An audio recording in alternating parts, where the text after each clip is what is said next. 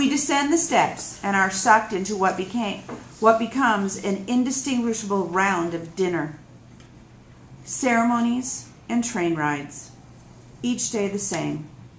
Wake up, get dressed, ride through cheering crowds, listen to a speech in our honor, give a thank you speech in return, but only the one the Capitol gave us. Never any personal additions now. Sometimes a brief tour, a glimpse of the sea in one district, towering forests in another, ugly factories,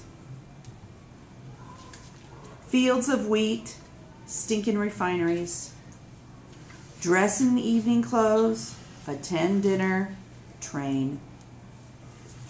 During ceremonies, we are solemn and respectful, but always linked together by our hands, our arms. At dinner, we are borderline delirious in our love for each other. We kiss, we dance. We try to get caught sneaking away to be alone.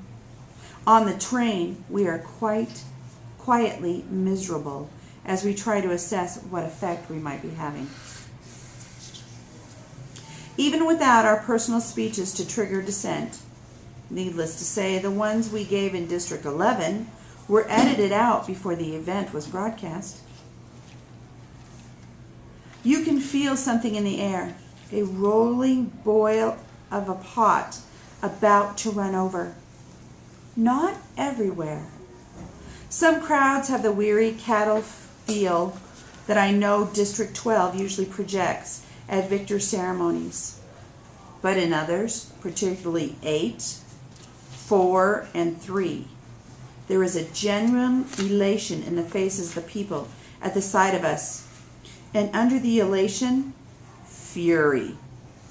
When they chant my name, it's more like a cry for vengeance than a cheer. When the peacekeepers move in to quiet the unruly crowd, it presses back instead of retreating. And I know there's nothing I could ever do to change this. No show of love, however believable, will turn this tide. If my holding out those berries was an act of temporary insanity, then these people will embrace insanity too. Cinna begins to take in my clothes around the waist. The prep team frets over the circles under my eyes. Effie starts giving me pills to sleep, but they don't work. Not well enough. I drift off only to be aroused by nightmares that seem to increase in number and intensity.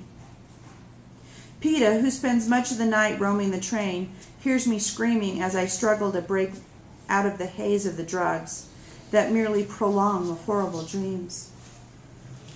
He manages to wake me and calm me down. Then he climbs into bed to hold me until I fall back asleep. After that, I refuse the pills. But every night, I let him into my bed.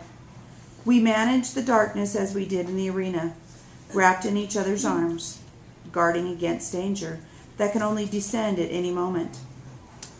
Nothing else happens, but our arrangement quickly becomes the subject of gossip on the train. Effie brings it up to me. I think, good. Maybe it will get back to President Snow. I'll tell her we'll make an effort to be more discreet, but we don't.